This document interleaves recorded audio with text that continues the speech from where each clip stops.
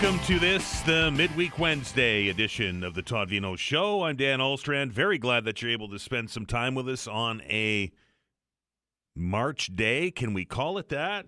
Right? We start off with snow, it switches over to rain, and then now we're seeing some sunshine, and temperatures can go as high as, 7 degrees or more. It certainly is one of those late winter days, or I guess by meteorological standards, it's now officially spring, but it's not spring around here until we get through March, isn't it? Anyway, a snow day for some, a delayed opening for others.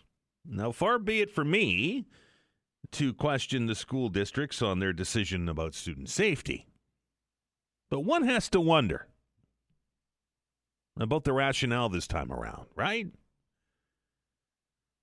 Unofficially, I reached out to Alistair this morning, our meteorologist, Alistair Alders, and unofficially at the airport, the grand total, now, and I will put a caveat on this, it's very difficult to measure snow when it's extremely wet like that snow last night was, with rain that's attached to it. It compacts very easily, so you can have a difficulty in measuring the snow. That being said, the unofficial numbers at the airport was 7 centimeters. I'll say that again. 7 centimeters. On the peninsula at the volunteer sites, 5. That was the unofficial numbers. We, of course, will get official numbers later on, but one has to question decisions that are made. The Environment Canada, who is responsible for watching the weather and providing forecasts to the nation, didn't even put out a special weather statement on this storm, if you can even call it that. Normally, when there's a significant weather event, there's a special weather statement that is issued, warning Nova Scotians that there is significant weather on the way. And then, if necessary, those weather statements are upgraded to warnings. And now we have this different color system, the yellows and the oranges and the reds, right? That's how it works when it comes to severe weather here in Nova Scotia and by extension across the country. Well, over the last 24 hours, unless I missed it, and I don't think I did, there wasn't even a special weather statement issued with regards to the weather that we had yesterday. HRM, during our show yesterday, about 11 o'clock in the morning, issued a statement saying that they were putting the winter parking ban in effect last night. And then at 6 o'clock this morning, those of you who have children within HRCE were notified that they were going to delay opening today because of the overnight weather events.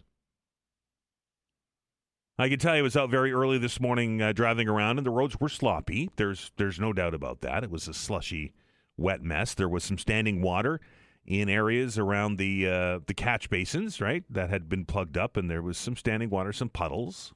Maybe even some localized flooding. But that was pre-dawn. This morning on my drive in to work, around, 7:30, I think I left home, the roads were wet. But that was it. Makes one wonder why we had to delay opening of schools today. Don't have any kids in the system. I don't have any quote-unquote skin in the game. But I have to think that as a parent, delayed openings are tough, right? You have to have somebody home with the children, right? Do you not just go to work for those hours? Do you work from home if you can? Is it easier on you as a parent to have the whole day off? Or have your kids have the whole day off? I shouldn't say the parents never have the day off, but the kids do. And how do your employers deal with that? We don't have anybody here anymore that has children in the elementary school system, right? We have some with students in the university system, but not in the elementary school or the high school system. And I wonder how that works, particularly those of you with younger kids, right? If the kids are older, and I know that life and times have changed, but if you have high school students, they're likely able to function on their own, and they're likely able to sleep in for an extra hour and then get off and go to school. But how does that work with the younger kids? Do you have to take a holiday? Do you have to take a vacation day? Do you take a personal day? Do you have a snow day built into your system when really, folks, it wasn't a snow day today? Might be something you want to talk about when we open up the telephone lines at noon today. That's because Dr. John will be here at 11 o'clock to answer all of your medical-related questions as we do another edition of House Calls. Well, it's day 5 of the bombing campaign in Iran. 800 people now reported dead by the Red Crescent. Israel now ordering evacuations in southern Lebanon. And I just watched a White House, or a Pentagon briefing on the latest on the war with Secretary of War Pete Hegseth and General Kane, who provided an update. And they showed a video of the American Navy sinking an Iranian warship off of Sri Lanka with a submarine. The first time that a Navy ship has been sunk with a torpedo since World War II. At least that's according to the American military. They said just getting started. Things are progressing well, and but it's not over yet. Is the basic what I got out of the briefing there. Closer to home, the city budget dance begins, and boy, we saw this coming, didn't we? We saw this. I don't want to call it a shell game, but we saw this manipulation of numbers when we first started this discussion. If you can remember back all those months ago, we were talking about 10.9% tax increase, right? And then the mayor was in here last week and said that we're 11.2% tax increase, right? We asked the questions very vigorously about that. Some of you took exception to the way that we were wording it. But now we hear yesterday, as the big week begins on the budget, that city staff have managed to find some savings. And we're looking at somewhere between 9.3% increase in your bill, not in the tax rate. From 9.3 to 8.6, somewhere in there. All depends on what happens with this BAL list. That's the budget adjustment list. Preliminary numbers anyway. Now, obviously, decisions still have to be made. But we're looking at an average tax bill increase of between $225 and $243 for the year. I will say that these latest set of reductions were found by staff. These weren't councillors making a decision saying, nope, we're not doing that. They sent this back to council or to staff a couple of times. And now they've come back with these numbers. We'll keep our eye on the budget committee meetings as they continue this week. Might be also something you want to talk about in the open hour today. By the way, budget projections for next year, 8.8% increase, and then in 28, a 12% increase, should things remain the same. Just wanted to put that into the hopper. We've talked about labor disruptions here on the program. Several institutions earlier in the year went through the process of labor disruption in order to back contract demands. And yet another post-secondary institution here in Nova Scotia appears to be headed that way. Day 13 meetings with NSCAD have not resulted in an offer. We're very pleased to welcome back to the show today to tell us a little bit more about that. The president of the union that represents those workers at NSCAD. That's Lauren McKenzie. Lauren, how are you? Hi, Dan. Well, I'm here. I'm good. How are you? Looks like this last round, these last minute talks, these day 13 discussions with the employer didn't go well. No, I think that is understatement. Actually, Dan, we had our day 13 meeting yesterday. It was a long meeting. We were there for 8 hours, and at the end of the day, we put forward a comprehensive package to the employer, and they essentially torpedoed it. They walked away from the table without even countering our offer, which is a first for me and a first for the local, actually. We've never experienced that. We're used to hard negotiations.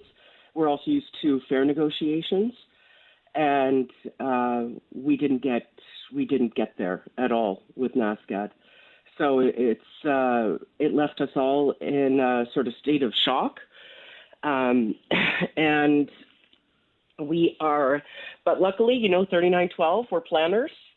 And just like there's no rest for the wicked, there's no rest for the good either. So I'm getting ready now for a rally. We're holding a rally down at the Granville Mall, and to coincide with the Arts Rally, and looking at welcoming the community to support our cause for a fair contract.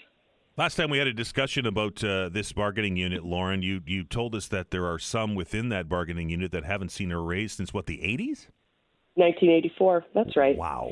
So I know, and before that, Dan, even though that's such a staggering statement, and it's true, there's a bigger picture here, right? And that's that.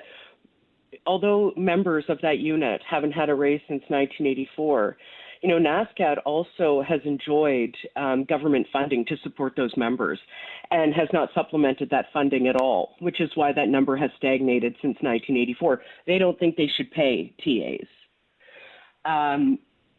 Also, the other members of that group, the instructors, the research assistants, they're the lowest pays in our unit and our whole membership, our membership of almost 7,000 strong.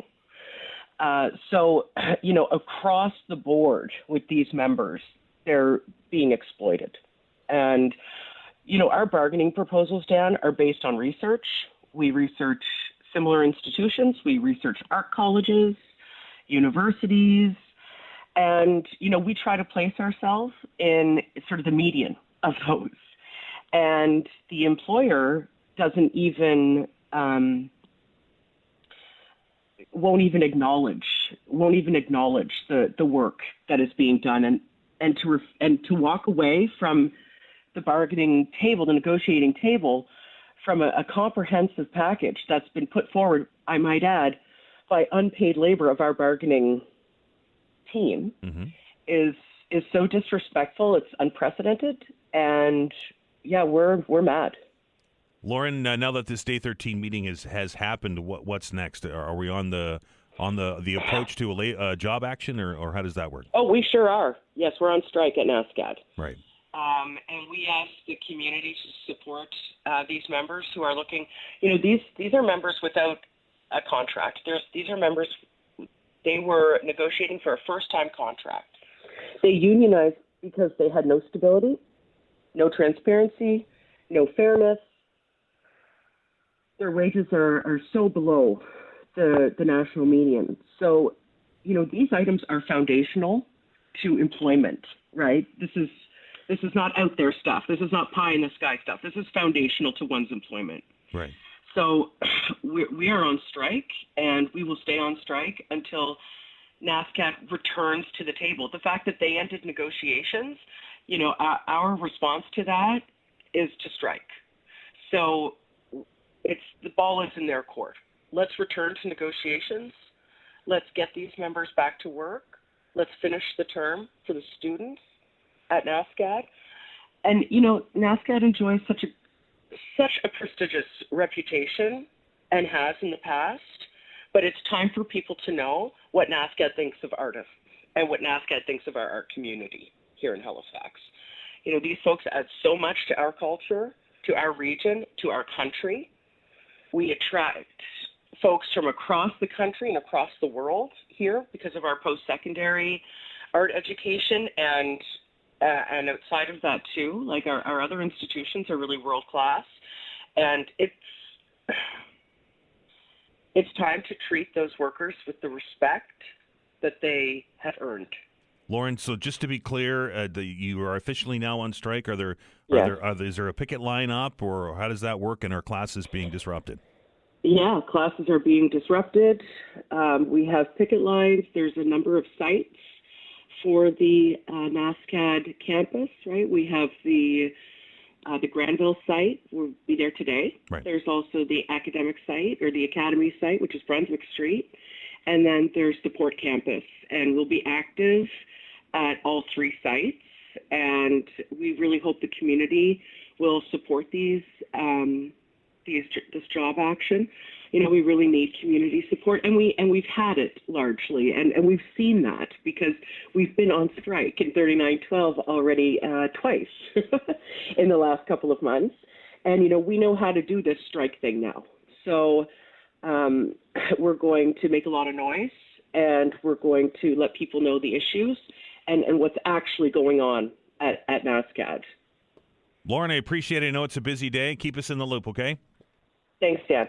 That is Lauren McKenzie, the president of CUPE 3912. Strike at NSCAD now officially underway. Picket lines are up. Classes apparently being disrupted as we see another post-secondary institution in our city fall to a labor disruption. We are going to take a break. When we come back, more focus on those tax cuts that we've been talking about here for a week. A conversation with the Canadian Centre for Policy Alternatives, Christine Saulnier, your guest. You're listening to The Todd Veinotte Show. I'm Dan Olstrand. We're back in minutes.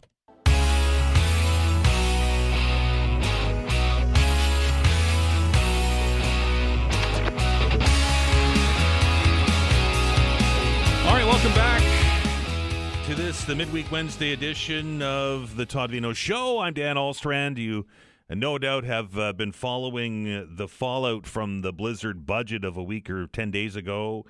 We know and have heard from several people that there is going to be a rather large rally down in front of Province House today, showing their disapproval of some of the things that were included in said budget, including cuts to several organizations' budgets, funding grants, and so on and so forth. Well, the Canadian Centre for Policy Alternatives has done an analysis on these tax cuts that are included in the budget and has published an article on who's going to benefit from the majority of the things that were announced in that provincial budget. I'm always very happy to welcome back to the program from the Canadian Centre for Policy Alternatives, Christine Saulnier. Christine, how are you? Good morning. I'm well. Is this article that you've published on who's really going to benefit from these decisions shouldn't surprise me, but it does every time it happens, and it seems that the richest in the province are the ones who are going to see the biggest benefit from this. Yes, and when we look at the numbers, it is quite striking. I mean, one of the reasons we did this is because government throws out the average Nova Scotian number, $1,400 you'll be saving, whatever their language is, right? And so I'm like, well, what's the average Nova Scotian? What does that mean? Well, when it comes to our tax system, it's quite striking because, of course, our income tax system is progressive. That means the more you earn, the more you do pay in taxes. So if you're getting a tax cut, guess what? The more you earn, the more of the tax cut you will be receiving. So that $1,400, we actually don't even know how they got to that number, to be honest. Like, they can release their math. That would be appreciated. Show your work, right? Exactly that. But from what we can do, and that's using Statistics Canada data, using what we know about income tax, what we know about consumption on households, families in the highest income group in Nova Scotia, that's household income of $209,000 or more, their saving is actually $2,234. Right. Right. And so versus the very lowest income at $26,000 or less, they will only get a savings. And these are average savings. Of course, it matters what's within that, but it's a much smaller average. It's $194. So that's 11 times less than the highest income family. And even if the government had said, middle income, say, that's possible. You can look at the mid, which is the fifth decile. So what's that look like? That's the $61,000 to $78,000 in Nova Scotia. That's $687 in cuts. That's one way to understand what we're talking about, right? So which income groups, which households will be benefiting from that? That's one way to look at that and to really put in perspective the $1,400 average Nova Scotia claim. So when the Minister of Finance, who was on my show on Monday, said that your family's going to see $1,400 in savings, it may not be my family or maybe yours, Christine, but maybe some of the upper crust will. Exactly. And again, if they would show their homework, Right. we would better understand what it is they're saying. So one claim I heard is that they're including all tax reductions, all tax credits that you might get access to, as well as the energy rebate. So you know them, right?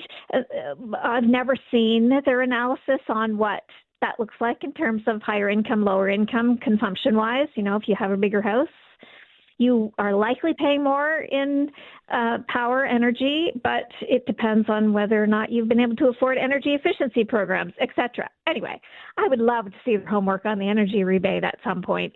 It's one of the things that we underline as something, look, people are struggling to afford energy, but it's not all people who are struggling.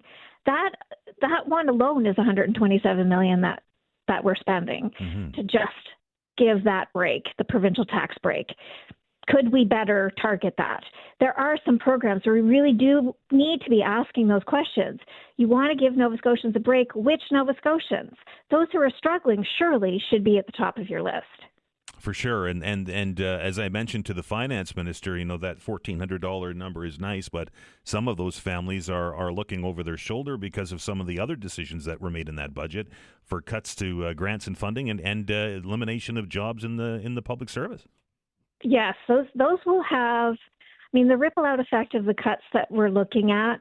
I think what really struck me, since it's been a week, right? And what we're now hearing are the groups that are getting their budgets cut. I just heard, Ward 5, which does after school care, they apparently have had their provincial funding completely cut. Like every hour of almost every day, I'm hearing from a different organization. And that's because it could be as many as 7,500 organizations will be having some portion of the $130 million cut. So let's put that into perspective. What that underlines for me is the other side of this. So there's one way is to look at how much you, quote unquote, get to save. So let's look at the higher income people. But it's also to look at how much revenue went to give you that savings, right? And just looking at those who have income above just about $120,000 in this province, that cut represents $258 million. So the entire cut of the budget this year was $300. Right. So if we just had said, there will be some tax cuts, we could have a whole conversation about what's best. But let's just say government wants to say they've done a tax cut. Well, I think Nova Scotians would appreciate knowing that, in fact, they have decided that the higher income people who have been benefiting from higher interest rates at some point and investments and all of the things that they can do, all of the tax reductions they get access to, they're not the ones that are front of the line for this. And then we wouldn't have seen these cuts. Instead, 7,500 organizations, these are small nonprofit community organizations, family resource centers. These are the organizations that have actually been filling gaps for government for decades, right? With very little funding. In fact, many of them haven't seen increases for a very long time, and now they're having a cut. It will be a ripple out effect. And what will happen is, so some organizations will be cut, others will not. Well, the others will now also have to make up for the ones that are being cut. Like the ripple out effect of that, plus the public sector job cuts. Public sector jobs, as we know, they're unionized, they're decent wages, and they're often, when we're looking at, museums and the other jobs that were cut in smaller communities, those have a tremendous ripple out effect again on communities. So it's not clear exactly what the full impact will be, but of course that kind of analysis can be done should you have a whole staff who's able to do that analysis. Just saying. Fair enough. Christine, we're out of time. I appreciate your time today. Thank you so much. Christine Saulnier from the Canadian Centre for Policy Alternatives. Sometimes it comes across as a line item and a focus on a dollar figure, but as Christine and her group laid out, not necessarily that same dollar figure for everybody or all families in Nova Scotia. Time for us to take a break here on the program. Blake is in the studio to tell us a little bit about what's happening in the news. And when we come back, one of those groups that is facing a budget cut is the Alzheimer's Society. Liverpool Dementia Program is shutting down in the wake of those cuts. We'll have a conversation with the CEO of the Alzheimer's Society of Nova Scotia, John Britton, right after the update.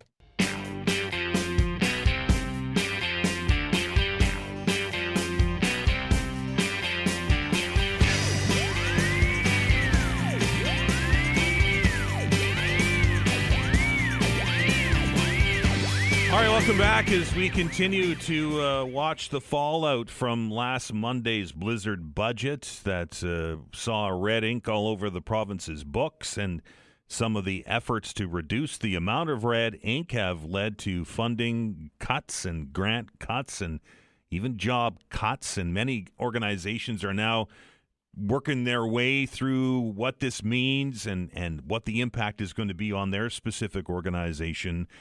This story I read on the CBC's website, and it reads, a program in Liverpool for seniors with dementia has announced it's shutting down as a result of the provincial budget cuts tabled last week. The announcement has prompted some experts to raise concerns about the knock-on effects the cuts will have on healthcare in the province. The Queen's County Adult Day Program provides activities, meals, and social engagement to seniors in the area, many of whom are living with dementia. Pleased to welcome to the program today to give us a little bit more of a perspective on this from the Alzheimer's Society of Nova Scotia, its CEO, and that's John Britton. John, welcome. Thank you, Dan, and thanks for having me on this morning. When these budget cuts come, or when these funding cuts come, it always takes a while for kind of the impact to filter through the system, and we're starting to see now groups like yours and the impact that these decisions are having. Absolutely. Well, to be clear, the impact was immediate. Right. So we found out we have a great relationship with the province. We've been in a funding relationship with them for many years, and we remain grateful for the support. But that does not preclude us from having deep issue with some of the knock-on effects that you describe, which are going to be felt immediately as well. This won't be a long-range problem. The impact of this will be felt starting now. John, tell me a little bit about what the immediate impact has been. Obviously, the Liverpool situation, we're seeing that program shutting down. I would imagine that's probably the same fate for other organizations across Nova Scotia. It absolutely is. And I think focusing on the Liverpool closure is actually smart, because what that actually means is we know that the government mandate is to keep people at home for as long as possible when they're living with chronic conditions. And we know seniors want to stay home for as long as possible. We also know that in rural Nova Scotia, access to primary care and supports is notoriously difficult. So things like the program in Liverpool are essential. They're often the only connection that people have. So for me, I think the Liverpool closure really drills down to what the core issue is here and the devastating knock-on effects this is going to have across the province. And maybe for those of us out there, John, who don't understand what exactly that means, is this going to reduce the amount of service that's available to people who have, or themselves, or have family members that are dealing with Alzheimer's or dementia? Well, absolutely, because right now, so we're a not-for-profit organisation. The government provide about 50% of our annual budget. We fundraise the rest, and we do that on purpose just so we can navigate times like this. We're a 40-year-old organisation, and Nova Scotians need us. So we're not going anywhere. But what this does is it completely removes our ability to plan for a future we know is coming. Dementia is going to double in this province by 2050, or almost double. We're already not providing the support that's needed for seniors and people with dementia in this province. So if we know the numbers are going to double, it stands to reason we have to invest in the future. Now is the time to accelerate, not decelerate. We know that in organizations like yours, John, that frontline staff are paramount to delivering these services, right? They're the people that are in the trenches each and every day. With these cuts, you said about 50% of your budget comes from the province. With these cuts that you're now having to deal with, are we going to see a reduction in the number of frontline staff? Well, what I would say for my organisation is absolutely not, but I say that hesitantly simply because our people are our power. And, if we're going to look after people with dementia, we need staff that are educated, that are well, that feel good about the work that they're doing. So our commitment to Nova Scotians is for this next year, we are not signalling any reduction in staff, but we're going to have to make some judicious cuts elsewhere in order to make that happen. But we want to let Nova Scotians know we remain open, we remain here, and our staff team remain fully present for you. And, of course, organizations, nonprofits rely heavily on volunteer work as well, and I would imagine that gets ramped up now? I think that's going to ramp up significantly. We have well over 100 volunteers working at any given time, and that's everything from events to actually delivering things like caregiver support groups. So we do invest heavily in volunteers, and people do want to give back. I do think it's a shame that the volunteer sector bears the brunt of cuts like this, because the first thing we do is look for private funders to fill the gap, and then look for volunteers to fill the gap. And that's doable for a short time, but that is not a long-term sustainable solution. John, I'd like to expand on that. Obviously, with a lack of provincial money coming in, we'll be looking to the generosity of Nova Scotians even more than normal, and that pie continually shrinks, right? Because everybody's going to be doing that now. Oh, absolutely. And again, that's the problem. So I think things like fundraising should be there to supplement and augment work. We use fundraising right now to explore new and novel innovations that we typically couldn't provide through government funding, because that's to support people living with dementia. And that's exactly the kind of work that's at risk. We know that brain health and risk reduction, for example, is one great way to attack this doubling of the numbers. If people are more clued into keeping their brains healthy, we can actually reduce the number of dementia diagnoses. But that requires investment in infrastructure and staffing and education modules. And again, sadly, when cuts like this happen, we have to scale back on that work and focus on people living with dementia. John, earlier on, you said that your organization has had a good relationship with the province in the past. Have you had a conversation with the ministry responsible or with the government in the wake of these? Say that we were informed immediately. The communication has been good. I was on the phone as soon as I found out, and my phone call was received, and we were chatting all week. So I will say that the communication has been good, but that doesn't offset the core fact that we've lost 20% of our funding, which is over $300,000. And was there a sympathetic ear there? Is there any chance of getting it back? I cannot answer that question, obviously. Right. I will say that I do know that the folks that work with us in seniors on long-term care, they do pitch for us when these decisions are made, and I'm confident that those conversations happen. But it seems like this was a decision that was greater than dementia support. This obviously has implications across all sectors, not just healthcare, but arts and culture, and many, many organisations affected by these sweeping cuts. John, in our last interview, we talked about the decisions that get made at the provincial level on funding cuts and how that has people perhaps in organizations looking over their shoulder. Is there more to come? What's morale like within the Alzheimer Society? Are people a little concerned about this? Yeah, well, I always say that anybody working in the not-for-profit sector, we're always working ourselves out of a job. Ultimately, We want a cure for dementia. We want people to get the support that they need. But until that happens, we will remain here. That's a prevailing attitude at the Alzheimer's Society. But of course, people are worried. I've given my team the confidence that we won't be making any layoffs as a result of these cuts. But I can't speak for 2028, 2029 and beyond. So our work now is to work with the government on a sustainable solution, because dementia is not going away. John, I appreciate your time. Thank you very much, Dan. Appreciate it. That is John Britton, the CEO of the Alzheimer Society of Nova Scotia, yet another organization that has seen a significant reduction in its government funding as a result of this last week's provincial budget. And as I speak, there are people gathering downtown today from the arts community and from other organizations that have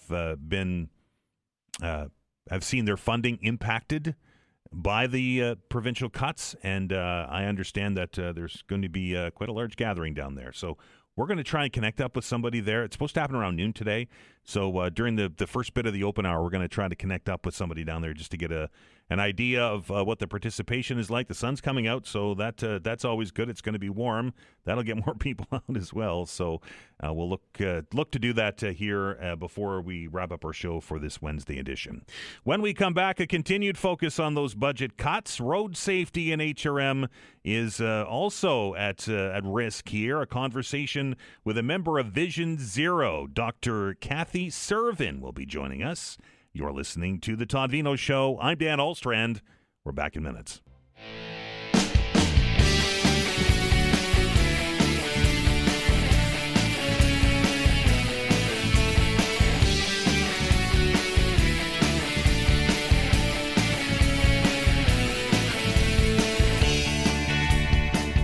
All right, welcome back as we roll along here on a Wednesday edition of the program. A media release from an organization out there that is raising some awareness about some cuts and the impact that these cuts will have on road safety as we continue to see organizations kind of organizing and get together and trying to figure out where to go next with regards to this. It's an organization called Vision Zero, and they put out a release that says that road safety and HRM is a moral imperative, and we need more investments and cuts. And the budget that I'm speaking of course, is the provincial budget and the municipal budget, as those deliberations are ongoing. It's a busy budget season. I'm very pleased to welcome to the program today to tell us a little bit more about this from the group Vision Zero. That's Dr. Cathy Cervin, the chair of the Nova Scotia Committee of the Canadian Association of Physicians for the Environment. Hello, Doctor. Hello, Dan. Thank you for having me on the show. There's so much going on when it comes to budgets and budget presentations and provincial budgets and municipal budgets. It's hard to keep all the balls in the air, right? Yes, it is indeed. Tell me a little bit about. Sorry, go ahead. I was just going to say our focus is HRM and the municipal budget. Right, and that's coming down to brass tacks, as they say, as the decisions on what's going to be left on that list and not is happening this week. And you'd like to see HRM continue a focus on road safety. Absolutely, yes. I'm not sure if everyone's aware that more than 30 residents have been killed or had life-altering injuries on HRM roads since this council was elected. And I think they are concerned about road safety, and we really want them to up their game and develop a detailed plan of action with solid goals to have no road fatalities by 2035 and to invest more in road safety. And what kind of investments should be made? We've had discussions about crosswalks and zebra stripes and lights and flags for many years here. What additional investments are needed?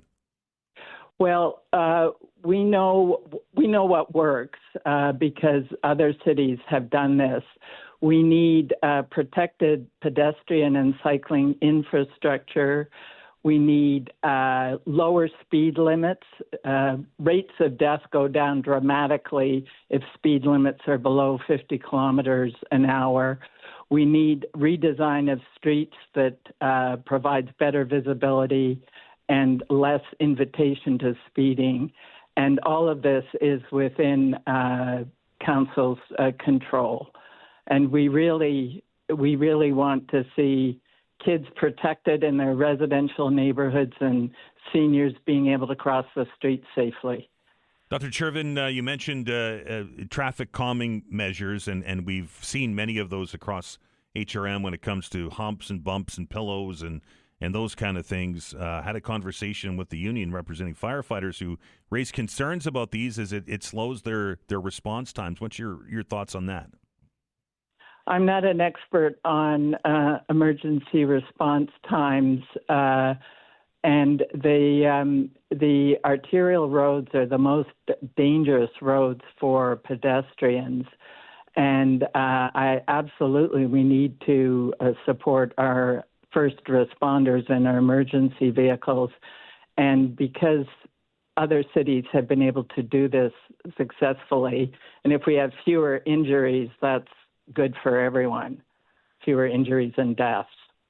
For sure. You are calling on the city to maintain or even increase funding for road safety in this budget.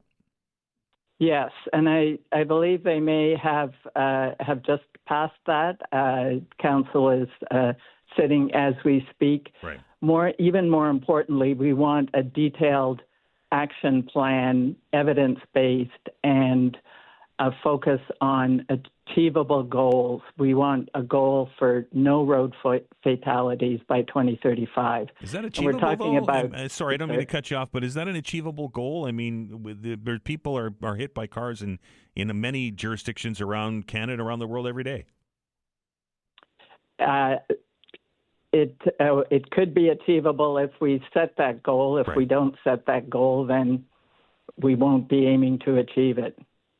Does this your call to expand pedestrian and also cycling infrastructure, which of course is the much talked about bike lanes in HRM? We know that we also need increased and improved transit so that we have fewer cars on the road, because traffic annoys everyone. And if we have reliable, frequent transit, then people will be able to use transit instead of we have so many single occupancy vehicles on the road. So transit is a significant part of the solution. Obviously, when it comes to getting people to slow down in their cars, particularly, we talked about traffic calming earlier. But this enforcement is a big piece of this as well, and you'd like to see HRP and the RCMP pick up their enforcement on this. Yes, and we advocate strongly for automated speed enforcement as well, which has the effect of having everybody slow down, even if they're not actually being charged with a ticket. So speed cameras would be helpful also. Dr. Cervin, I appreciate your time today. Okay, thank you for your time, and we want to see safer streets for everyone. I think everybody does. Thanks, Dr. Cathy Cervin, the chair of the Nova Scotia Committee of the Canadian Association of Physicians for the Environment and a member of Vision Zero here in Halifax. The budget deliberations are ongoing. Our last guest referring to some of the items that they're talking about now. It's certainly evolving. We're keeping an eye on things, and we'll pass along any information on that we know. But we did see that yesterday, as part of the budget meetings, that the number that we've been bantering about here for several months now appears to be going down. And I don't think that's a surprise to anyone, is it? Right? And I think we've talked about it here several times with that 10.9 and then 11.9 and then 11.2. Yesterday we are hearing an increase of in the overall tax bill of between 9.3 and 8.6%. If you factor in I think it's 5%. I stand to be corrected on that. Just over 5% increase in assessment. That number is lower. This is the shell game that we get every year, right, folks? We know that we talk a lot about numbers. We talk a lot about big increases, and then suddenly we start to get to budget time, and that number comes down. It tends to be the standard playbook, the standard operating procedure when it comes to budget deliberations. And I guess maybe that's how it's supposed to work, right? You're supposed to come together and look at numbers and try and find ways to create savings. But I will say that those numbers have dropped because of staff recommendations, not councillor cuts, right? These, again, have come back to staff a few times and now are back with those numbers. It looks like, at least at this point, it all depends on what items that are in that parking lot, as the mayor called it when he was in the show last week, of items that are overs and unders, budgets, how that all rolls out. But it looks like at this point, at least, is about a $225 to $243 yearly increase in your taxes. So obviously that's based on an average home. I don't know if that number is an accurate number anymore as we start to talk about $140,000 as an average home. I don't know if that has been adjusted or not, but that is the numbers that we're getting out of City Hall, and we will keep an eye on the budget deliberations as they roll forward. What they have said, though, as part of this budget discussion, and this is the first time that I can recall that we've had projections for years down the road when it comes to budget negotiations. If we go about this budget and we get those numbers that we just talked about here in HRM this year, next year we're looking at I think it's 8.8% increase, and then in 28, 12% increase. So it feels like some of the items that were big ticket items maybe are going to get, I hate to say kicked down the road, but they're going to get moved off of the budget list for this year into next year, which is, I think, is what's got us into this situation as we continue to put off things. Halifax Forum is a great example of that, that we just don't want to make a difficult decision on. At least that's my opinion. We're going to take a break. We're going to get an update here on the program and then at 11 o'clock, of course, it's time for House Calls with Dr. John Gillis. If you have a medical question, if you have a question for the good doctor, here's your opportunity. Vanessa's going to open up those telephone lines right now. 902-405-6000 or 1-877-801-8255. Dr. John Gillis and House Calls after the news.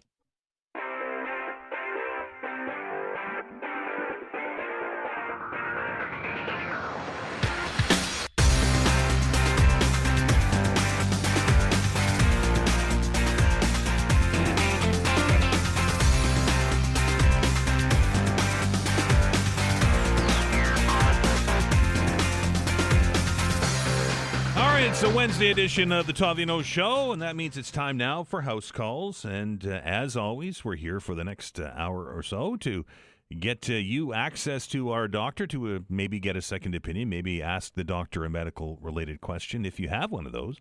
902-405-6000 or 1-877-801-8255. And let us now say hello to Dr. John Gillis. Dr. John, how are you? Doing well. How are things? I am okay. We're into March now, and we're starting to see a little bit of melting and some heavy snow out there. I would imagine the ER is going to be dealing with some sore backs over the next day or so. Yeah, dealing with everything. I was there on Monday, and it was an absolute gong show. Just bed blocked. Nowhere to see anybody. Seeing people in halls, seeing people in the waiting room. Just not a good way to function. Right, and not getting any better, apparently. No, it's just, the beds are all blocked with admitted patients and sick patients, and, it's, no matter how many docs you have or what have you, if there's nowhere to see people and there's nowhere to put the admitted patients, it just piles up upon itself, and unfortunately that's what's happening, and as we know, people get quite frustrated. Right. They've been there and just nowhere to see anybody. And it's not a matter of, and it reaches a point where you don't want to be seeing people in the hallways. It's not comfortable for people, and it's not a good place to do a complete job. But everybody does the best. For sure. And are we getting closer to the end now, Dr. John, of a viral season, the flu season? Is March kind of the end of it? I would say usually, but you don't know. Every year is different. There's still an awful lot of it. Whatever's been going around lately has really been lingering with people. I'm not even sure what it is. Maybe influenza, maybe adenovirus. But just people lasting, knocked down for a week at a time with whatever they have. And, it gets better and there's not much to do about it. But, I've seen a couple people, with viral things that have turned into pneumonia just because the gunk in their chest has been sitting there so long. Right. And well, so always careful if something's not getting better on its own. I would imagine part of that's the reason that we just talked about is that people don't want to go and spend all that time in the ER to get looked at. Yeah, and look, most of the time with viral illnesses, there's not much to do. Right. I think the metric is if you're still unwell after a week. I mean, there's no magic number, but you should get yourself checked. And like I said, I've seen a couple of people like that who were quite reasonable. I mean, I thought this was the flu, but I can't lick it, and I'm getting worse. My breathing is bad. In these particular cases, it's often, a viral illness that has turned into a secondary pneumonia, and, people need some other treatment. But again, you're right. If you'd rather stay in bed than go sit in the ER waiting room for 8 hours, it's a tough call. When you're having some kind of respiratory ailment, and be it COVID, be it the flu, whatever, is maple a legit option for people to use? Well, it is, but it's the same story. I mean, right. What's the maple tree going to tell you? I think I have the flu. Yes, you have the flu. That's the problem, right? I mean, for run-of-the-mill viral illnesses, not much to tell people other than hydrate yourself. Now, I will reinforce, this point. Regular treatment of fever and aches makes a huge difference. And what I mean by that is Tylenol or ibuprofen are meant to be taken every 4 to 6 hours. People often don't. They'll take them once in the morning or maybe at bedtime.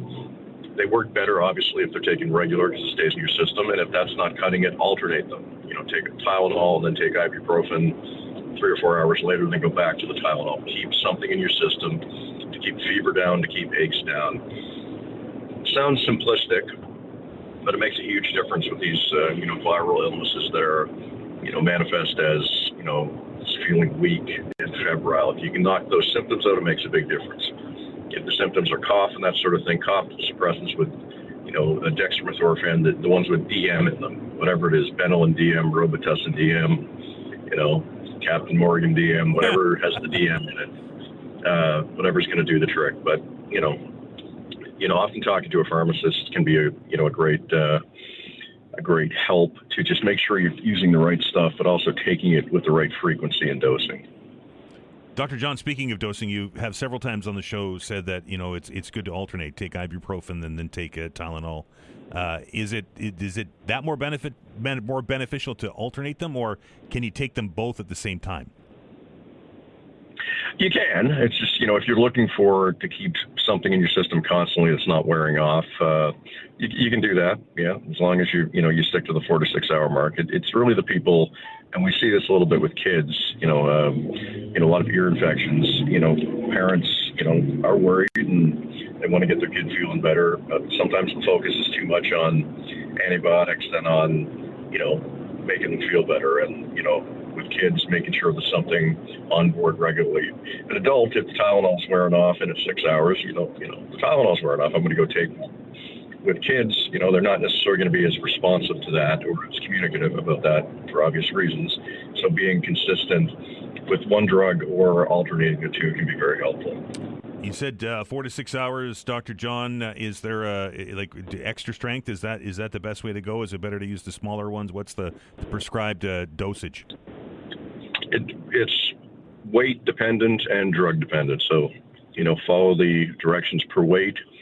It gets a little complicated, when we're talking about, per kilogram, but basically follow what's on the package. The way it comes doesn't matter. A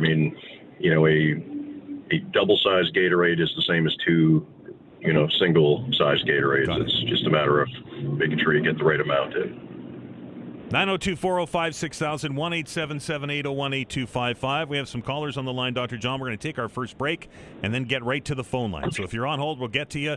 902-405-6000, 1-877-801-8255. We are back after this break.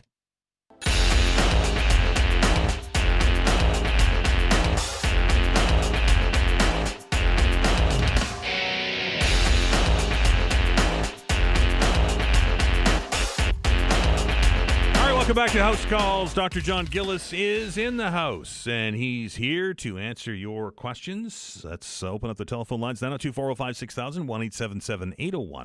1-877-801-8255. Dr. John, let's say hello to Luke. Luke, how are you?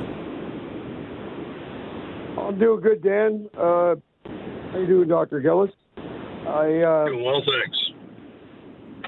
Great. I have an old military injury from probably 2003, 2004. It was diagnosed as a left ulnar neuropathy. I didn't struggle with it too much through the years. Like, it was okay, So basically, it feels like your hand's half asleep, and you have weakness in your hand is how it affects me. And anyway, that was way back then, and now it has flared up where I can't even zip up my jacket to go outside. Like, I have no strength in my fingers. And I'm just looking for some direction on where to go with this. I mean, how long am I going to have to wait to see somebody about this? Or should I go to emergency? You know what I mean? Like, I looked up online, like on AI or whatever, and it said that I should probably see somebody before permanent damage is done. So I'm just asking, like what do you think I should do? Yeah, well, I guess the first thing is, if you do you still have an active VA file? Yeah. I'm with VA, for sure. Yeah, so often, I don't think it's a perfect system, but often Veterans Affairs, if your claim is for that, they can help you get seen quickly, either by a neurologist or, if it was something that, is determined to need surgery, by a plastic surgeon. I mean, the first steps would probably be ordering some nerve conduction studies to see what the state of the nerve is and, getting something for the pain or, burning numbness that you likely have with that. Do you have a family doctor? I do have a family doctor. He's new. My previous one was just replaced. But,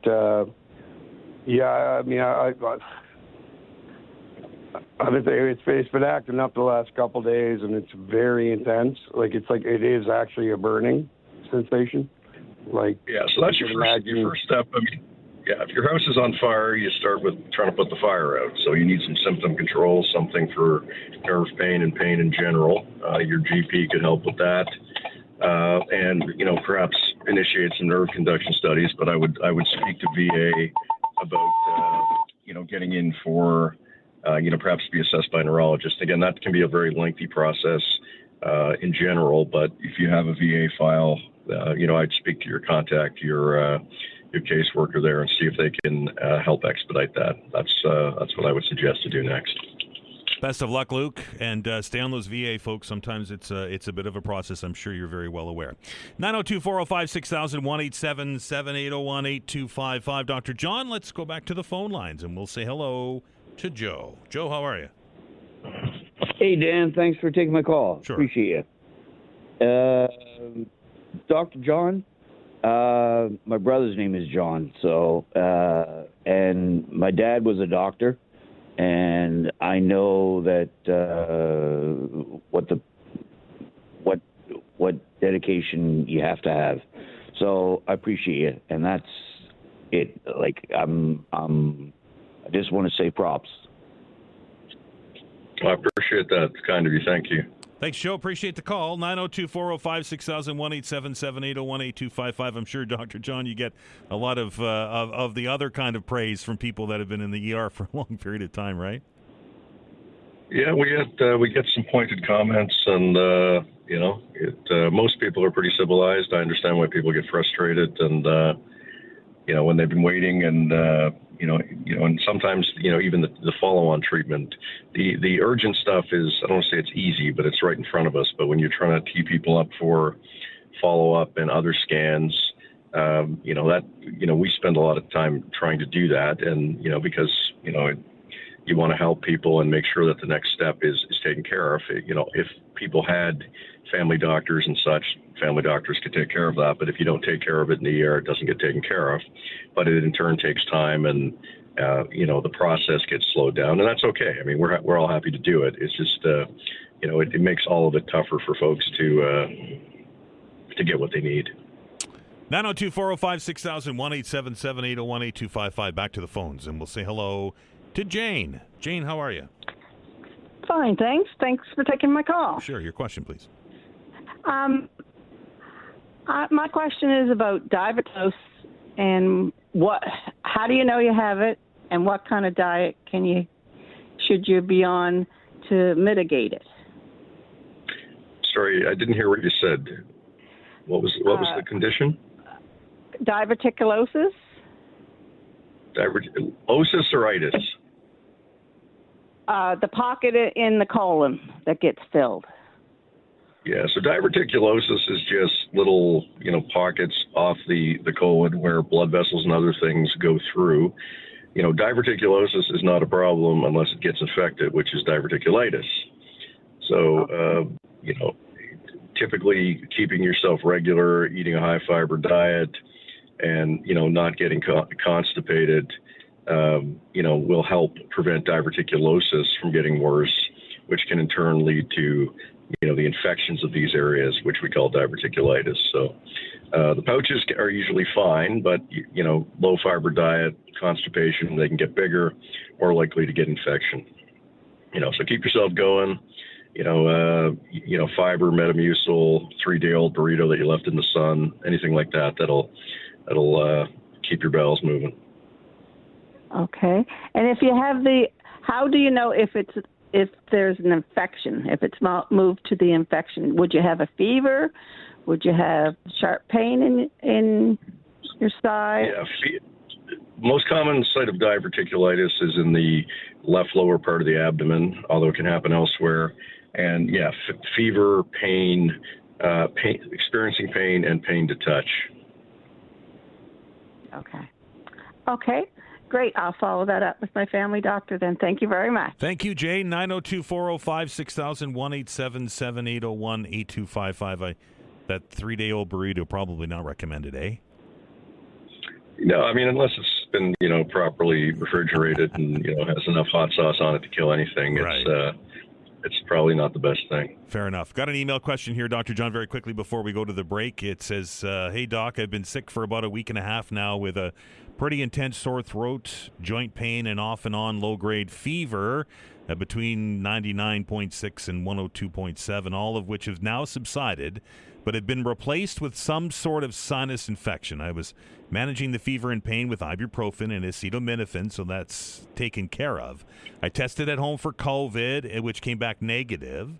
But when I went to the clinic earlier this week with suspicion of strep throat, I was told it was too early to tell for COVID or flu, and also tested negative for strep and advised again to test for COVID and prescribed prednisone to reduce the inflammation of my tonsils. As no further testing was done, I didn't get a final diagnosis of my illness. As other symptoms have reduced, they have been replaced by congestion, with a thick green and sometimes bloody phlegm and a deep cough, and the pain has moved to the back of my throat. My concern is that I woke up with one eye being very red, slightly crusty, and green mucus in my eye that I wiped off with a Kleenex. I'm wondering if that's part of this sinus infection or if I'm developing something like pink eye. Yeah, it's a tough question to answer. I mean, some of these viruses that are rolling around really have all those symptoms. But sometimes, again, you can get a secondary strep, a secondary sinus infection, or a pink eye. If it's not settling down, I would, get someone to take a look at it. In the meantime, focus on, decongestants, keeping your eyes clean with a warm cloth, and, again, getting it checked if it's not settling down. The writer also said, Dr. John, that it was too early to test for COVID. Is there a sweet spot when you should test if you still have a kit? Yeah, I didn't really understand what that meant. I mean, right. Too early based on what? I mean, if you have symptoms, you can test anytime. The test, may not, pick something up if it's, if you were, as we learned, if you're exposed, you may develop it, 2 to 5 days later. I'm not really sure what that means. So it's as soon as you get a symptom, I mean, we should all be good at this. We did it for like 3 years, right? Yeah, look, and, the utility of knowing now if you're not that sick is sometimes it's peace of mind, but, do I have an explanation for this? We do it at the hospital. I mean, we rule out pneumonia. Someone's got a viral illness. Is knowing if it's COVID, influenza, or adenovirus, or RSV, or whatever else is kicking around, does it really make a difference in what we're going to do? Not typically, but it often gives people, a peace of mind and some certainty as to what's happening with them. 902-405-6000, 1-877-801-8255. We're going to take a break for the news. House Calls is going to continue on the other side of it. We have several lines open, folks. If you want to get your question into the doctor, again, that number is 902-405-6000 or 1-877-801-8255. House Calls with Dr. John Gillis returns after the update.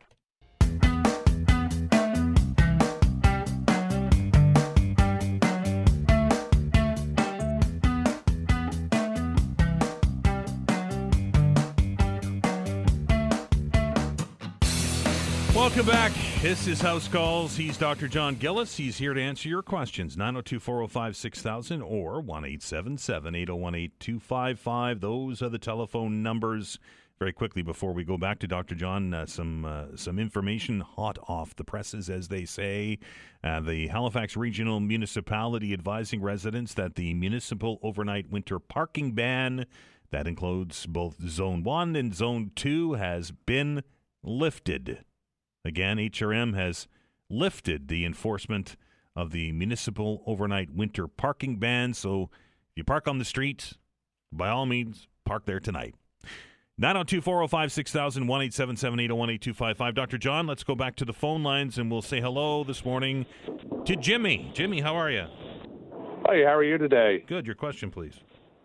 I'm calling for my 11-year-old son. He gets tonsil stones, and just wondering what he can do to sort of stop them. It's weekly now that he's sort of picking them out.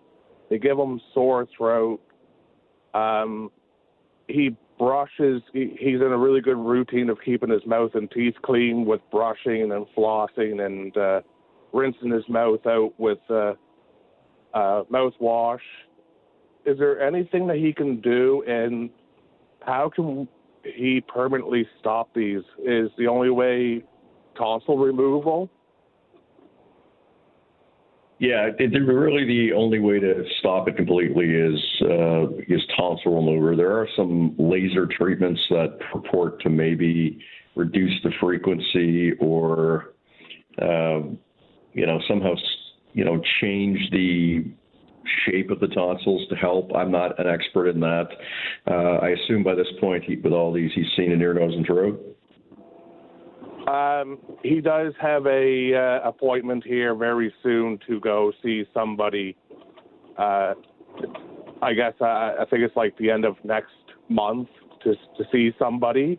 I'm just looking to see if there's any way that I could help him to keep these things away until that happens. Because he had a sore throat for quite a few days there, all because of these tonsil stones and taking them out. Having to take them out, and then once he takes one out, another one seems to want to grow back. And like I said, he's great with keeping his mouth clean. Yeah, I mean, those are the things, really. I mean, I'm assuming he doesn't smoke. I'm just kidding, of course. That's one of the things that can make them worse. But, regular hygiene, water flossers to really keep that area ultra clean to prevent, stones from even starting can be helpful. And see what the ENT shows when you get in there. Best of luck, Jimmy, and best of luck to your young fella. I know that tonsils can be debilitating. I dealt with tonsils, particularly tonsillitis, for a lot of years when I was younger. But I'm not familiar, Dr. John, with tonsil stones. Is there a difference? Tonsillitis is an infection. Tonsil stone is not the tonsil smoke the joint. It's like a little stone that forms there, like a kidney stone or just a little piece of calcium, really, that forms in there and can be, can be painful. If they get bigger, they get stuck. And the solution. And by the way, go ahead.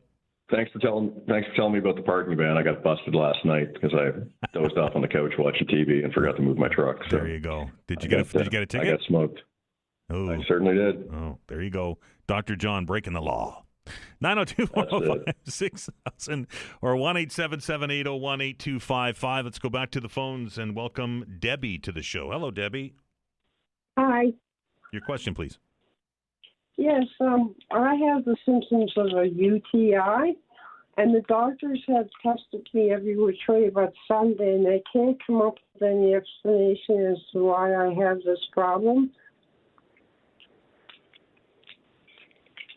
Sorry, I have a little trouble hearing you there. You keep getting UTIs, and what was the second part? I have the symptoms of the UTI, but the doctors can't find any explanation for my problem. I have frequent urination, and it burns. Okay, and have they treated that? Yes, they've used antibiotics and they've tested my urine. They can't find any signs of bacteria in it. Yeah, so sometimes people, just have bladder inflammation and pain, and there are some medications out there, for, bladder pain and spasm if there's not an infection. So, sometimes we get caught in a cycle of continuing to give people antibiotics when it's not actually an infection. So I'd probably just circle back and talk to your doctor about, some things to do for what we call cystitis, inflammation of the bladder. And there are some good medications out there to treat that. So maybe have that conversation, moving away from treating infection to treating symptoms. Best of luck, Debbie. Appreciate the telephone call today. The telephone lines are open, folks, 902-405-6000 or 1-877-801-8255. Dr. John, I'm assuming you see this next question in the ER frequently, and it begins with, I was cutting vegetables for the first time with a mandolin and got my thumb. It took out a decent divot about 1.5 inches long and about 1/2 inch wide. I wrapped it with gauze for the last 3 days, still bleeding, although the bandage, not through the bandage, but just every time I rewrap, it's like a divot in my thumb I didn't think would be able to be stitched up. However, with the continuous bleeding, I was concerned that we may need them. Would something like super glue be more effective, or should I have it checked out? I don't know what you mean by you're not rolling to Home Hardware and, putting something you pick up there on it. Steri strips that you can buy over the counter can hold the cut together. Band-Aid with enough pressure can, but if it's still bleeding or you're having any symptoms like changes in movement or sensation, you should definitely check.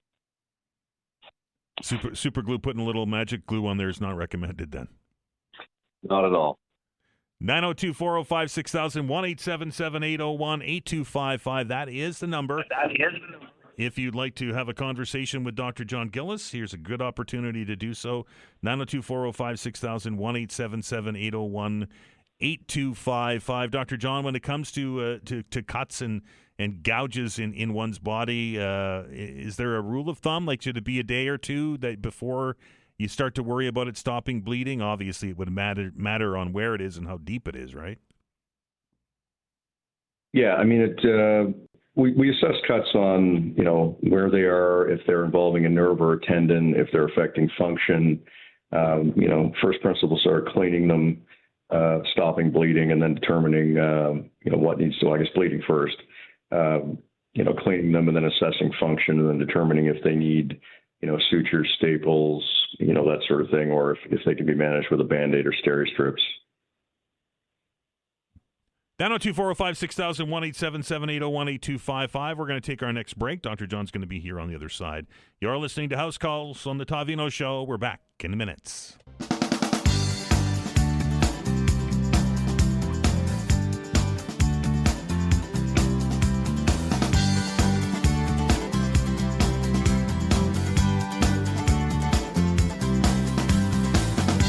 Welcome back. A few minutes left with the good doctor. 902-405-6000 or 1-877-801-8255. Dr. John Gillis is here to answer your medical questions. Dr. John, an email question that came in this hour, and it reads, Hi, I'm a little worried about my heart. Even though a week ago I had a cardiology checkup where I had an ECG and an echocardiogram, they were normal. The problem is that sometimes I get mild sensations of dizziness. But there are days when I'm not dizzy at all, and I've been going to the gym for 6 years. I can run 2K without stopping. My blood pressure is generally between 99 and 125, although it was 130 at the doctor's office. Mine always goes up at the doctor's office, too. My heart rate is around 55 to 60 in the morning, 110 to 118 while walking, depending on the speed. And after running, it's around 165. I had blood tests 5 months ago, and they were normal, and an abdominal ultrasound 8 months ago, which was also normal. I feel good about 80% of the day, but sometimes I get brief sensations of dizziness. Not like I'm going to pass out, but just kind of a background dizziness and pressure in my eyes and my forehead, and I don't get dizzy when I stand up. An example of this, 5 days ago, I got a mild dizzy spell while driving. I got out of the car, ate something, drove again for a longer period, didn't feel anything anymore. Yesterday, I drove for a few hours without symptoms, but I felt dizzy while sitting in the barber's chair. It felt like the room was starting to spin with me. I'd like to ask, even though my tests are normal and I've had a cardiology consultation, how can I stop these symptoms that I believe are caused by anxiety? That's a lot for one email. Right. The short answer is I can't fully pull that apart on the radio. Sounds like it's not cardiac. Anxiety can do all of this. The other thing, if there's a sensation of spinning or dizziness, it could be a middle or inner ear problem, and that might merit seeing an ear, nose, and throat person. But dizziness in general is a hard complaint because it means different things to different people. Some people mean they feel like they're off balance. Some people mean they feel like they're going to fall. Other people describe that sensation of spinning or vertigo. So it really is sort of determining, what it is and if it's a serious thing. If it happens in passing and all the tests are negative, the outstanding piece might be, seeing an ear, nose, and throat to look at vertigo or that sort of thing. But, sometimes there's not a whole lot of treatment for this sort of thing, and it's something that the approach is to rule out the bad stuff and, to recognize if you're having symptoms that they're not serious, to manage them and to carry on. But that sounds to me reasonably that the next step would be, probably a referral to an ear, nose, and throat. 902-405-6000 or 1-877-801-8255. I've got one more email question here in the mailbag, Dr. John, and it reads, for the last couple of years, I've been experiencing bouts of moderate to upper abdominal pain. Usually these episodes occur randomly and are spaced out within weeks or months in between. The episode typically occur after a meal or last for about 1 to 3 hours. I've always assumed it to be gallbladder related and just ride it out due to financial reasons. Over the last 4 days, I've had 3 of these episodes. Last night's episode was about an 8 out of 10 and lasted 2 hours. The pain was much worse if lying on my back. The pain originates in my upper middle abdomen and radiates into my back.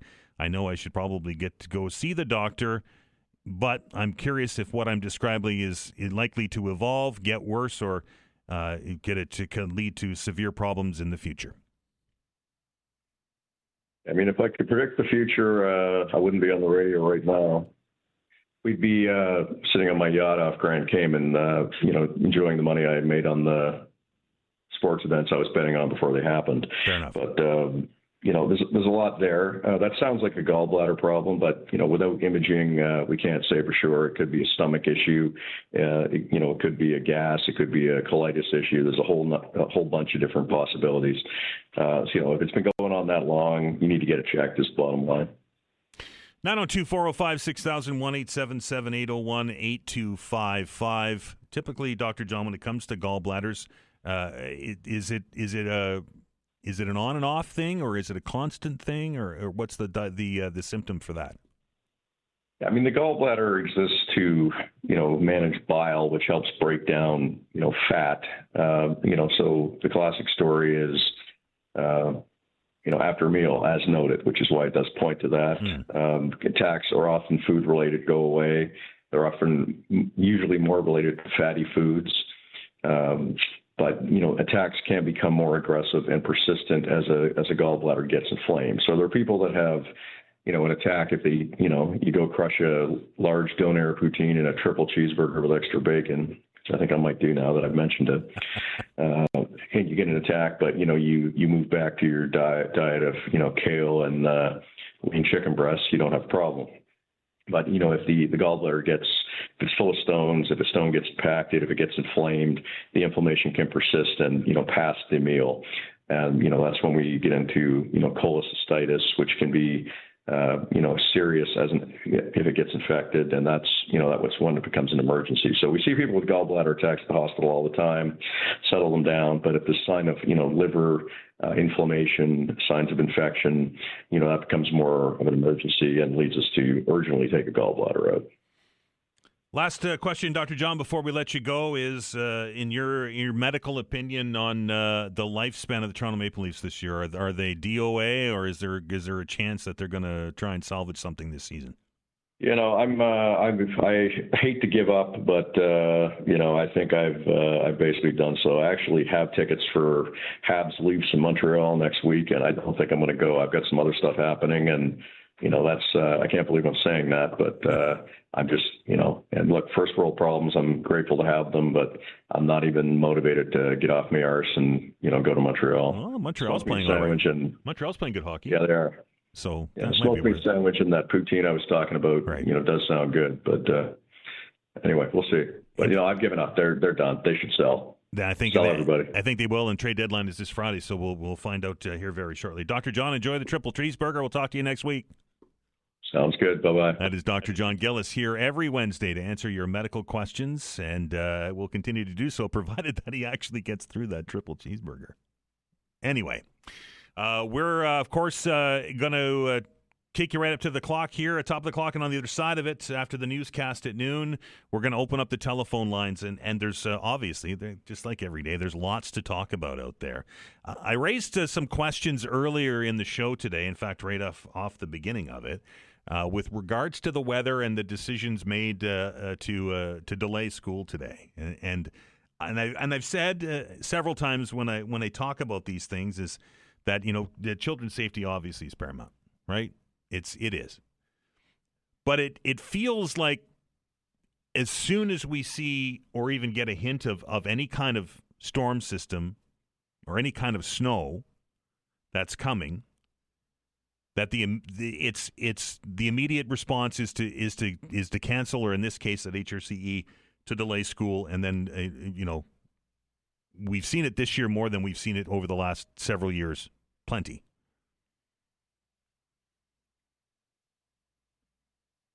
We've talked about our fear of winter weather here on the program. We've talked about that this winter perhaps has been, and I'm putting quotes around this, more traditional winter that we have seen in years past, as opposed to what we've seen over the last couple of years with climate change and the climate changing and the way that winter is affected here is changing as well. But I have to ask the question, and I'm very interested to hear from parents today. I don't have any children in this system, so it doesn't impact me in the least, other than having something to talk about here on the radio. And we don't have any folks around here at the radio station that have those aged children anymore. But when a decision gets made on something that, right, look out your window right now, that impacts you, it impacts your kids' routine and your routine. Do you sometimes question why? There wasn't a weather warning issued yesterday. There's normally a special weather statement issued. In my opinion, sometimes too many of them get issued. But there wasn't one issued for this system, right? Alistair and other meteorologists that are on the radio and on television suggesting that this could have been anywhere from 5 to 15 centimeters of snow. I think, and this is my opinion, that the forecast kind of lessened as the day went on yesterday. I was watching television news last night. The snowfall amounts in HRM were forecast to be anywhere from 5 to 10 centimeters. Appears to me, and at least in the preliminary data, that we got the lower end of that scale. Even if we got the upper end of that scale, is a 10-centimeter snowstorm enough, in your opinion, to delay, or in some instances in the outlying areas, cancel school? You're the stakeholders, right? You're the ones who have children in this that are impacted by these decisions. Got a couple of emails from people saying, well, school's not a babysitting service, and I never suggested that it was. But this is disruptive when this happens. Teachers will tell you it's disruptive. It messes with the curriculum. It messes with their schedules, right? Parents will tell you it's disruptive, not only that they have to take time off work or arrange for daycare or somebody to look after the kids. This isn't 1985 anymore, folks. We don't have one parent working at home. Or not working and being at home. Both parents are working now. And, extended family tend to shoulder the load of this, right? Aunts, uncles, grandparents. Do you ever wonder why?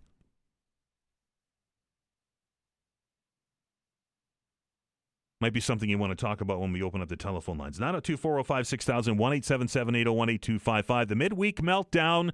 Regular rules apply, folks. You can bring whatever it is to the table for discussion, your opinions. I'm looking forward to them.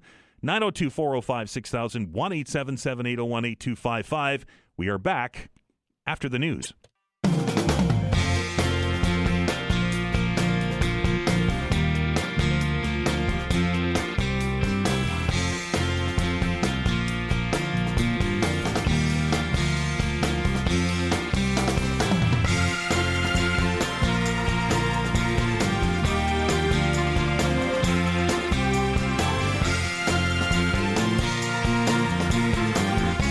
Welcome back.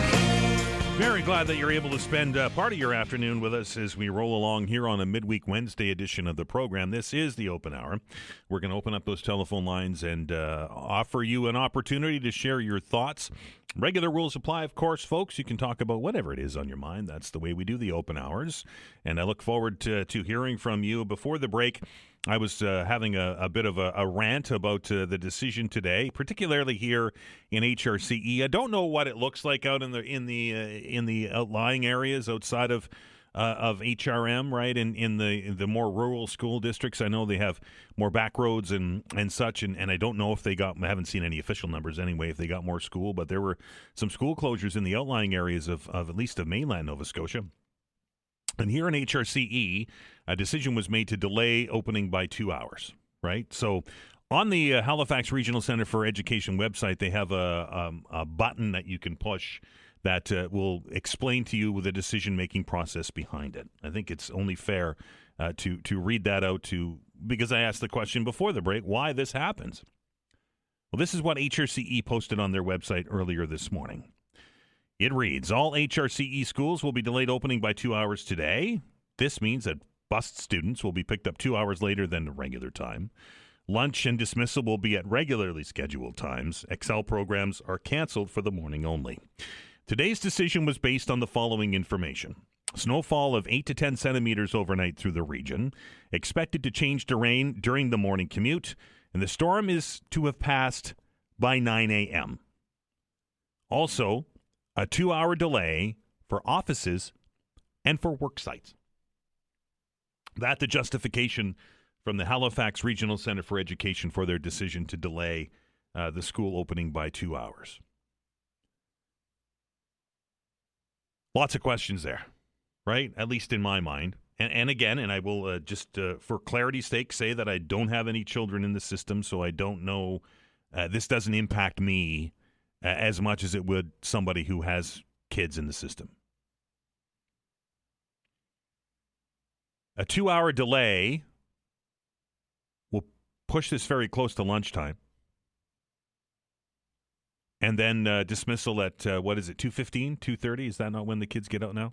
Out of school? Anyway, when I'm driving home, kids, and I'm getting into my neighborhood around 2:30 or 2:45, kids are on the sidewalk walking home. So what the exact dismissal time, I would imagine, is very close to that. I mentioned before the break that this is disruptive not only to parents but also to the kids. Right? Kids are in a routine. They get up at the same time. They get their stuff together. I'm thinking of the younger kids rather than the high school kids. Right? Who a lot of them, at least in my area, drive themselves to school or get a ride with their parents or with their friends. And I live I live in Clayton Park. I live very close to Park West, and if my drive home is any indication, a lot of the kids there get dropped off by their parents or picked up by their parents. Not all of them, right? Some of them would take the bus. Some of them would walk. Some do. But by its own admission, 8 to 10 centimeters. We got about 7, according to Alistair's preliminary numbers. Even less here on the peninsula. The expected change to rain to occur during the morning commute, that didn't happen, folks. That happened before the morning commute. And the storm is expected to pass by 9 a.m., which I think was fairly close. I'd like to hear from parents today. Does this mess up your day? Does this mess up your routines? Does this mess up your kids' routines? Or was this the right call? Maybe I'm off the mark. Maybe you think this was a just decision on a 5 to 7 centimeter storm to cancel or at least delay opening of schools.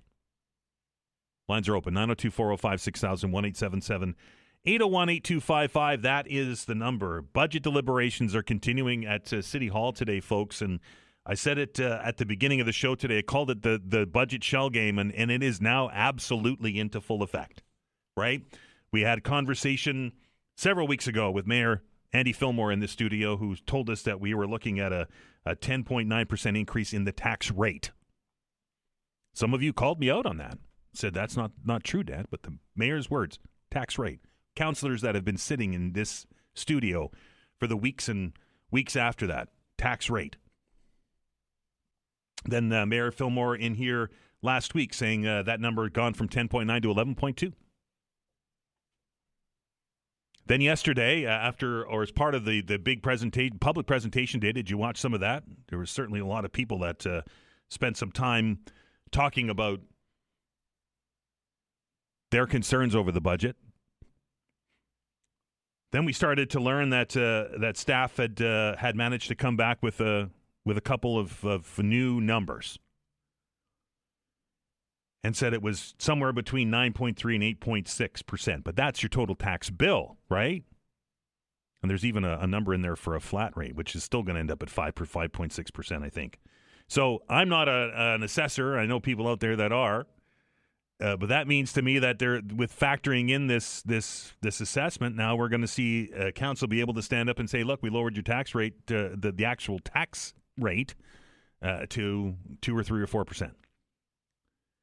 $225 to $243. That's the increase on an average tax bill, at least that according to the data provided by City Hall. I will say that these reductions were the result of staff decisions, right, coming back to council after they were asked to take a second and third look at their books. And they weren't decisions made by council. Those decisions are to be made today. This BOW list, the budget adjustment list, is up for debate. That's the line items, right? That's the items that they'll get a chance to say yay or nay to. So it looks like we're going to sit somewhere about your tax bill increase somewhere between 9.3 and 8.6%. It looks like, at least at that point. The projections, this is something else that we should be paying attention to. The projections looking like next year at 8.8% increase, and then in the following year at 12% increase. So some of the items getting pushed down the road, right? 902-405-6000, 1-877-801-8255. Lines are open. Let's go right to the phones and say hello to Gloria. Gloria, how are you? Hi. I'm great. It's a beautiful day out there, it is. Dan. It's a snowball fight day, isn't it? I watched the budget meeting yesterday. I assumed you did. The whole day. I assumed you did. All the people who were there participating also. Right. And it was very strange, very different from when I was on council and how we did the budget work. I would get the budget book. I would go through it line by line, and I would underline the things that I felt should be changed. Yesterday, it was staff coming back with what they thought they could cut. This morning, they're on transit. They're having a very great time talking about transit. But it was, and then we got into what I considered to be a gong show. Do you ever remember the Gong Show? Oh, I certainly remember the Gong Show. Where it went on until they hit the bell? You bet. Well, that happened when the mayor's budget came up. And the leader of the choir, Sam Austin, was very adamant that what came back from the mayor's office was not what they asked for.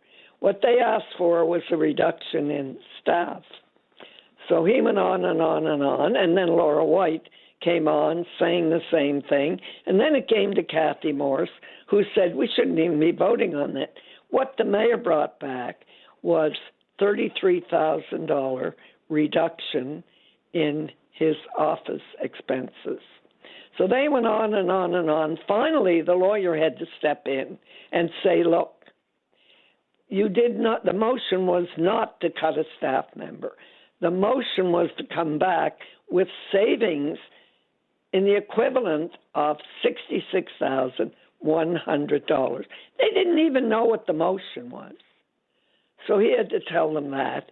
And then they went to the CAO, and he had to verify that. And then Laura White, well, what do we do if they don't give us what we want? I mean, it was ridiculous.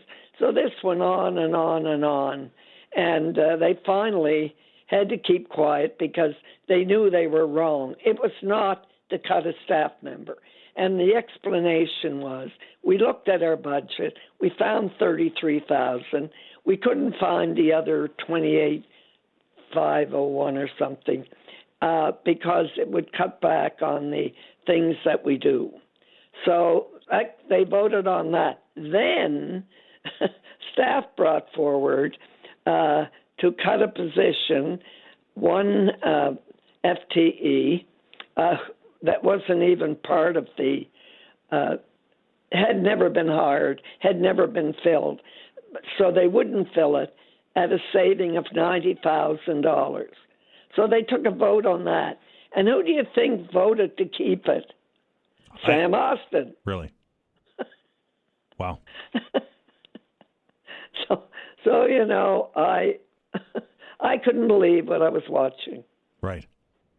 It's interesting, right? And now we're all of a sudden finding all of these savings, Gloria. When for the last 2 months we couldn't find anything, right? It tends to be the way things happen.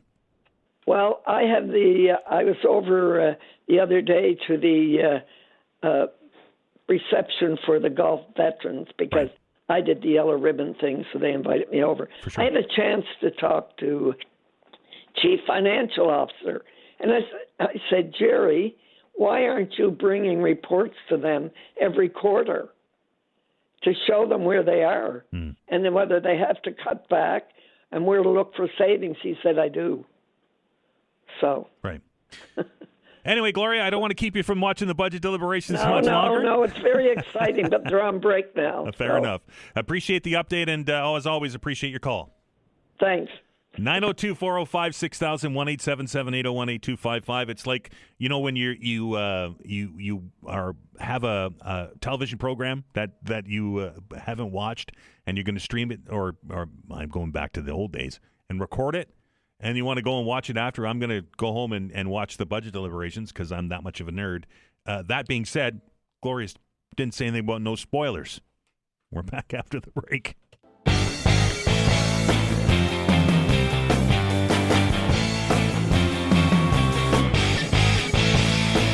Welcome back.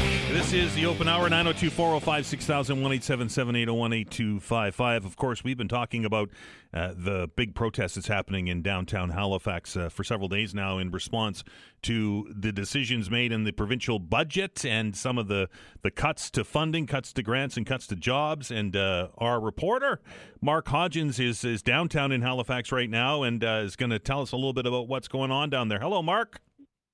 Morning, Dan. How are you? Afternoon, I suppose, by now. It is afternoon, for sure. A busy morning for you. Indeed. How does it look down there? It's pretty packed down here. We're on right outside Province House. There's, I would estimate, probably close to 1,000 people here. At the very least, you could say hundreds, certainly. And it's loud down here. We've got musical performances going. I don't know if you can hear that in the background, but there's a lot going on down here. What's the prevailing message? Obviously, opposition to some of the decisions in the budget. Certainly. And this rally, as you kind of mentioned, focused on cuts to the arts, and that is mostly the focus that we're hearing today down here. A lot of pushback against the Premier's decisions and the government's decisions on those arts budget cuts. Signs that say, Houston, we have a problem. Lots of chants right now going on right outside legislature. I've seen some members of the legislature kind of making their way through the crowd. Noticed NDP leader Claudia Chender, I think Liberal leader Ian Rankin as well. So certainly a lot of attention on the downtown right now. Is traffic disrupted, Mark? Did they have the road blocked off? Yeah, a little bit. It looks like George Street, kind of tough to get past as you're coming down from sort of Hollis area. It's probably just a good idea to avoid the immediate area around Province House if you can right now. They kind of have it contained to just a block right now in the area of kind of George and Granville Street, sort of that block right now. So not too bad, but there are certainly police on scene, just keeping an eye on things too. Mark, we know the Premier's back from his trip to Toronto and is supposed to be in the Ledge today. I don't suppose you've seen him yet, have you? I haven't noticed Premier Houston at this point. Understand he is expected to speak to the media a little later this afternoon, though. So I imagine he will face some questions about this rally if he's not actually outside here today. Mark, I appreciate it, and thanks for the update. Thank you, Dan. That is Mark Hodgins, 95.7 News Radio reporter, who is live in downtown Halifax in front of Province House right now, where there is a large rally that is underway. Most of it arts groups, other organizations as well, voicing their opposition to some of the cuts that were announced in the provincial budget of 10 days ago. And it looks like about 1,000 people-ish. And a very loud rally. If things change there or we get an update, we certainly will bring Mark back onto the show. 902-405-6000, 1-877-801-8255. We say hello to Don. Don, how are you? Not too bad. How are you, Dan? I'm well. What's on your mind? It was about the school bus issue. Mm-hmm. I'm thinking, before I say that, you could have had a snowball fight this morning and then went to the beach this afternoon. Right? I know, eh? I think in this day and age, everybody sues everybody, lawsuits and this and that. I'm thinking every time the snow flies, well, better not do that in case something happens. And, you wouldn't want anything to happen to kids on a school bus, right? But driving in a school bus. But, I mean, it's like last night, it was nothing, Right. I've heard from people that were at that big concert at Scotiabank last night, and coming home there was a couple of slippery patches, but nothing that was crazy. Oh no, I understand it, and it's just it's just the way it is today. I remember, I think I'm 65, and I remember, man, if we got a snow day, 2 a year, we were lucky. Right. But that's the way it was, and I think it's all about the lawsuits. They're covering their and hard to blame them, I suppose. But that's what I think it boils down to. All right, Don, I appreciate the call, sir. No problem. Have a good day. 902-405-6000, 1-877-801-8255. Ken writes in an email, it says, I believe the real reason for schools closing for snow is the school buses are a private service that the schools use and will not risk driving in snowy conditions for vehicle insurance concerns. Very much what Don was talking about. He said, I believe this is what Rick Howe found out several years ago. I don't know if Rick found that out or if that was Rick's opinion, but that very well may be the case, as we live in a litigious society these days, do we not? Rob writes, referring to me, your outrage over the HRCE delaying opening is indicative of a general bias that those in the urban core have. HRM is huge and has large rural areas where the roads are plowed late and where school buses have to travel on very poor roads. HRCE has to take those things into account. They don't always get it right, but I think they're doing the best to err on the side of safety. I don't at all mean to be critical of you calling it a bias, but I think this and many other areas, there's a lack of appreciation by many that HRM is incredibly diverse. And that comes to us from Rob. Rob, I absolutely appreciate your concerns. They have, in previous incidents where schools have been delayed or have been outright canceled, have canceled them by family of schools, right? I can remember a couple of instances where schools out like Musquodoboit Harbor area and in the more rural areas, maybe even as close to the city as Eastern Shore, where the road conditions were much worse than they are in the urban area, and they closed it by sort of families of schools, high schools and the feeders, right? Also, the busing issue, not every school has a significant portion of its student population that is brought in on bus, right? Some of the more urban schools, the kids are walking, or most of them are getting drives from their parents. But it would be a different vernacular. And I understand it, Rob. That's a fair point, that HRM's a big place, and you kind of have to make a decision based on what's good for all. But that being said, would it not be more prudent to be able to have different, zone sectors that you could say, like, look, the back road plan is in effect here in HRM. Those that are living on back roads, the buses aren't coming today, or that, these rural schools are closed because of road conditions, but the urban schools are open. I just wonder if there's a better way to do this. Anyway, I appreciate the email. 902-405-6000, 1-877-801-8255. We're back with the open hour after the update.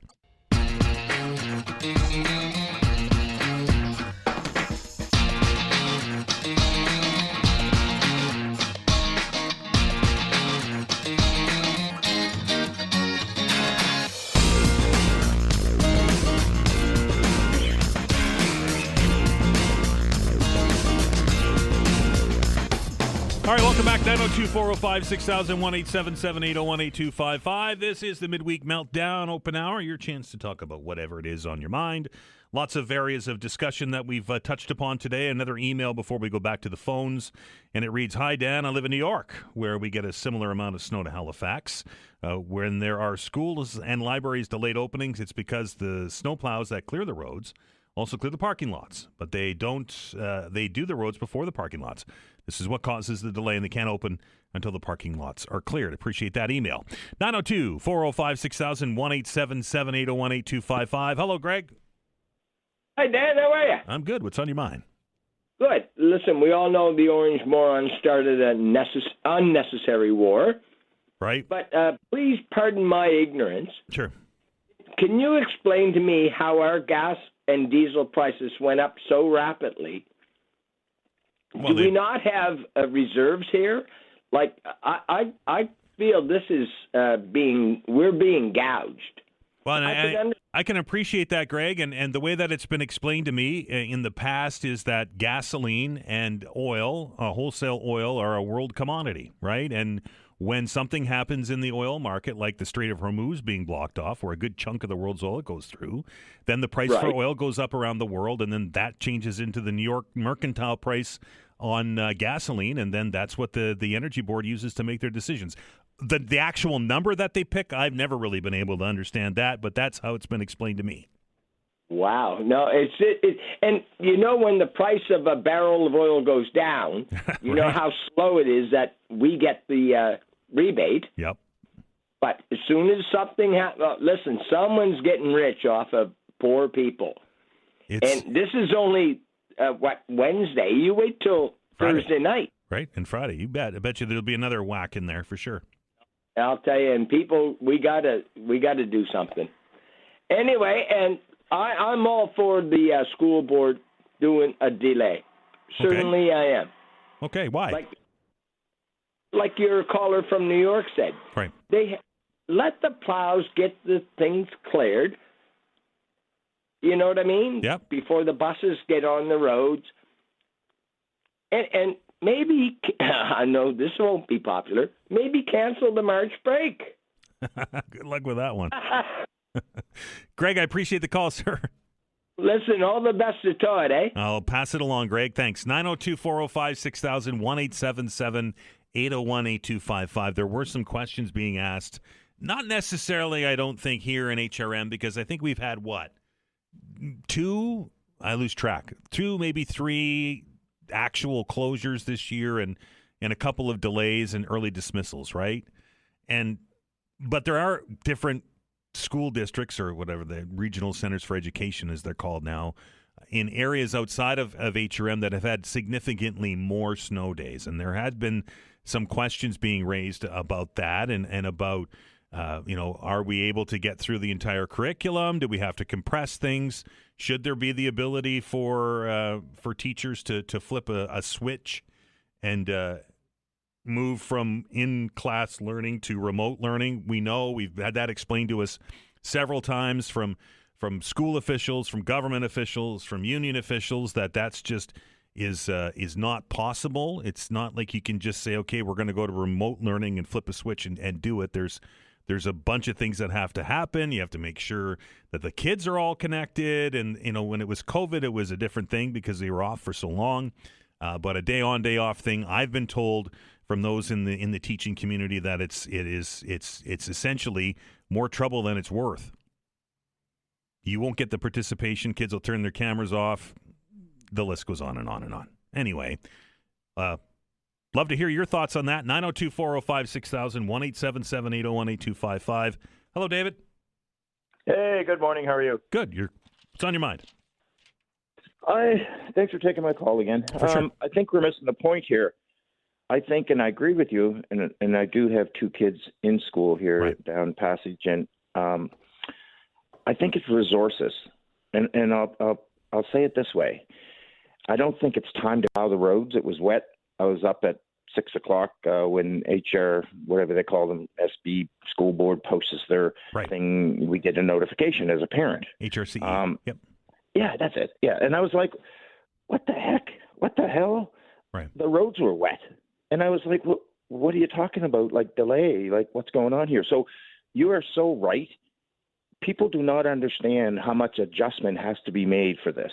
Mm-hmm. How much you don't count on the schools as a daycare. You don't count on the schools as taking advantage and saying, yeah, you know what, I'm going to make all my plans around here with nothing going to happen. A red light comes on when you hear about snow, and we make adjustments saying, hey, might be late for work, whatever. But in this case, this is just crazy. Like, it's not even 10 centimeters of snow. Our road wasn't even plowed. It was melting. Right. And I was up at 4:30 in the morning, and it was raining. Right. So was I. I guess my point is, I think it's the resources. And I said this before on the show, and I said it with councillors, and I told them black and blue. We're too big for our bridges here. We're way too big here, Dan. We don't have the resources, and it's only going to get worse. Right. We're bringing more and more. We're bringing more and more people in here. We're doing more and more building. We don't have the room. You heard Councillor Hensby say, "Well, we're a 250-year-old city. Our city can't get any bigger. We're going up in the air. We can't expand anywhere. We're surrounded by water." And I think our resources, I guess my point is, the reason we're in this situation, do you remember years ago when we were, let's say, kids, whatever, we walked to school in 20 inches of snow. We walked to school in 10. We put bread bags on our feet. Uphill both ways in our father's slippers, right? I heard that story before. Yeah. And, I mean, you could say this to your black and blue, but everyone went through it. Right. Today, that's not happening. No. And I think, I'll end it this way. I think we're too big here, and we do not have the resources. And this is an excuse. This is an excuse. When you read the three things, because of the road conditions, wrong. Because of the buses. Not every school has a bus. Right. Not every school, not all the local schools right inside the cities, Dan. There's maybe 2 or 3 buses. Right. The outside schools, yes. But delay the outside schools if you don't want to drive on a gravel road. I don't blame you. But don't do it into the city and for 8 centimeters of snow. And I just think we don't have enough plows. We don't have enough people. And this is only going to get worse. And that's the situation. David, let me ask you this question very quickly before I let you go, David. You said you have kids in the system. So how did today play out for you? Did you have to take time off work? How did that work? No, lucky enough I could stay home and do some work. Right. Like I could do my work before and then go in. So I'm lucky that way, but some parents aren't. Right. The thing is, when you know, Dan, that snow is coming and you give lots of notice on your station, lots of notice and pretty well rate on, they track it for about a week, it gives you time to make adjustments. It gives you time to say, you know what, I got something coming here. Sure. I'm going to have to take my work home tonight for tomorrow, whatever. Right. So I know a lot of people maybe do that. But when it's this situation and you've made that adjustment, if you don't have to stay home and you don't have to lose that time and you don't have to do this or that over this little, not even a storm, that's what costs money. That's what the adjustment, you just wasted your time. You just wasted losing 2 hours, wasted losing a morning from 8 till 12 from your work, so on and so forth. And unless you look out and you see a nor'easter coming and you go, okay, I'm okay with it, this makes you know what, and this makes you really upset. David, I appreciate the call. Thanks a lot. Have a good day. 902-405-6000, 1-877-801-8255. Media outlets, including this one, often take a lot of criticism for, and I'm putting quotations around this, blowing up these storms, right? Oh, you've been talking about it for a week, right? We didn't talk about this one. The reason why we didn't talk about this one is that there was any kind of warning or statement or anything from Environment Canada. This was just a Tuesday night. Some would even have considered it to be flurries. 902-405-6000, 1-877-801-8255. We are back after the break.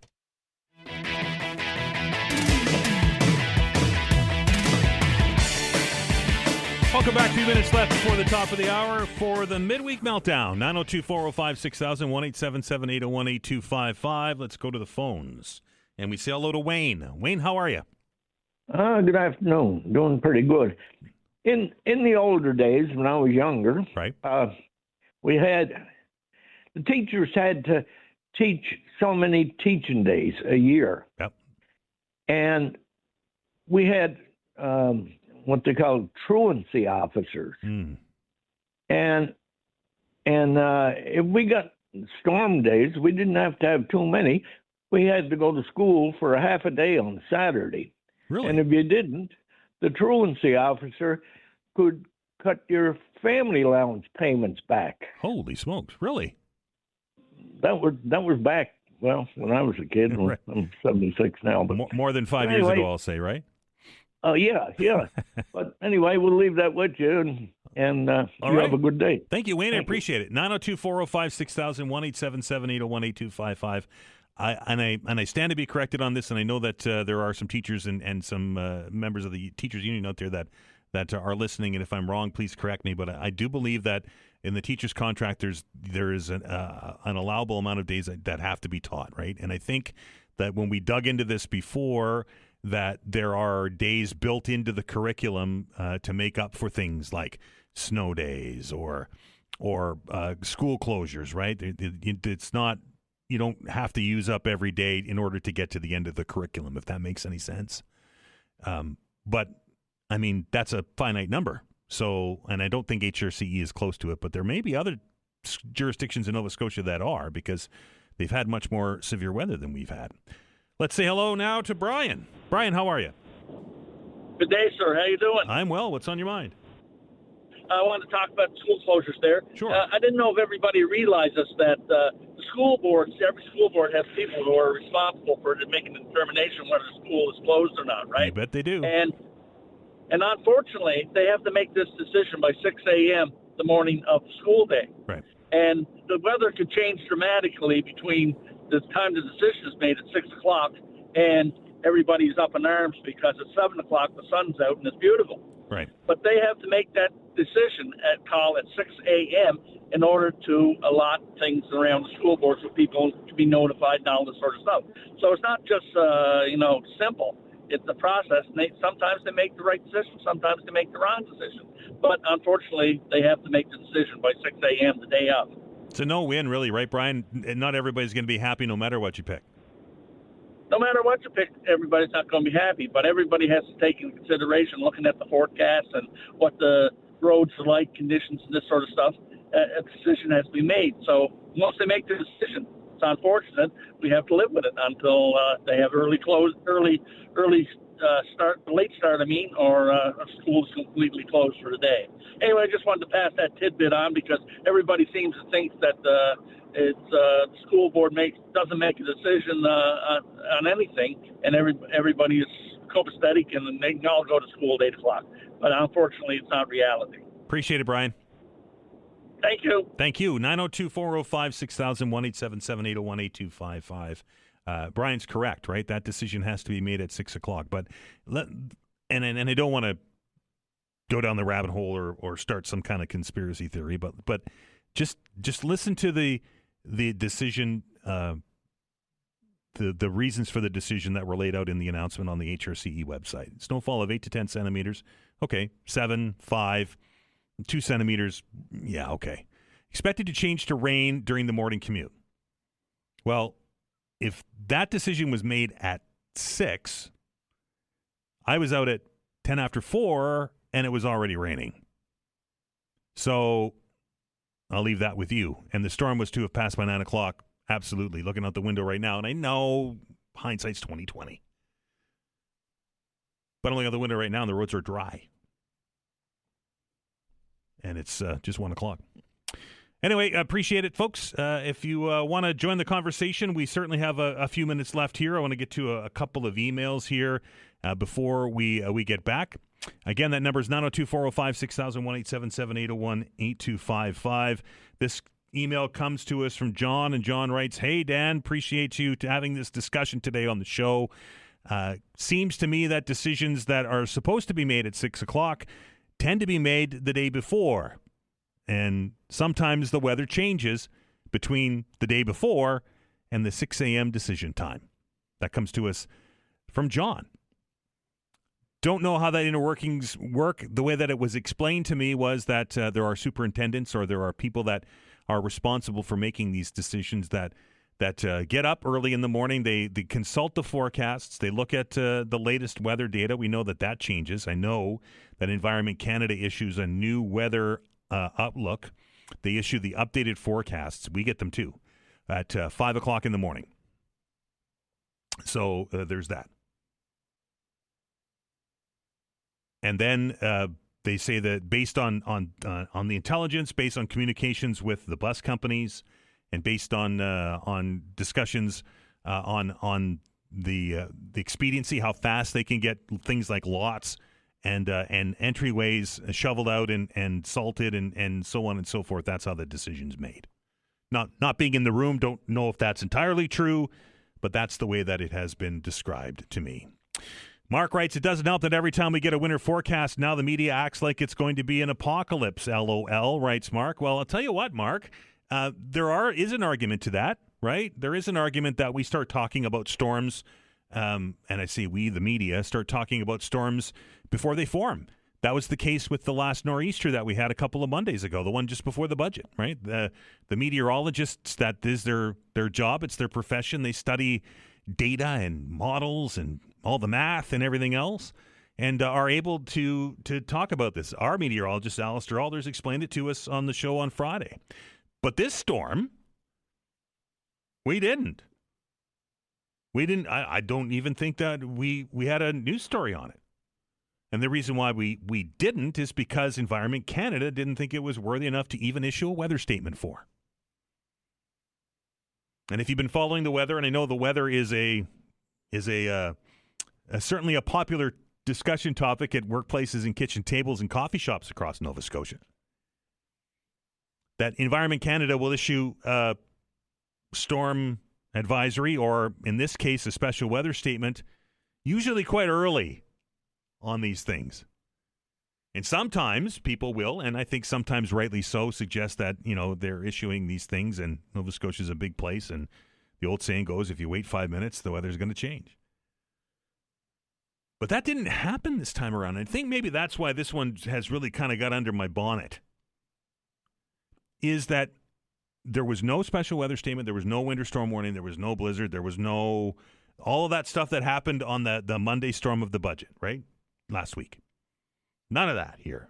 There was no yellow snow alerts, which I know a lot of you get a chuckle out of. It's a yellow level snow alert. But anyway, I digress. But there was none of that this time around. Not a single thing. I was watching, like you did yesterday, the evening supper time news hour, and I watched the maps and everything else, and I said to myself, I said, the upper end of this is 10 centimeters. We're not going to have any kind of snow day tomorrow. Maybe some places in the valley saw a little bit more, right? Because of the way that the storm works.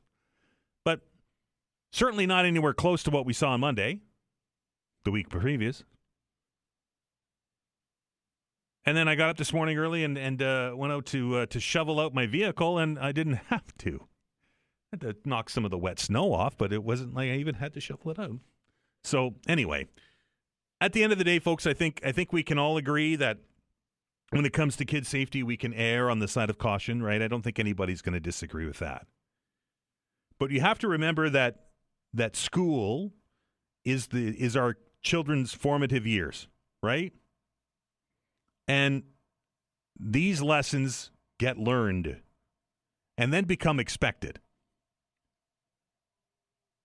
I know many of you that are listening to us today listened to the news, heard the school closures, said the same things that I'm saying, and then jumped in your car and drove to work.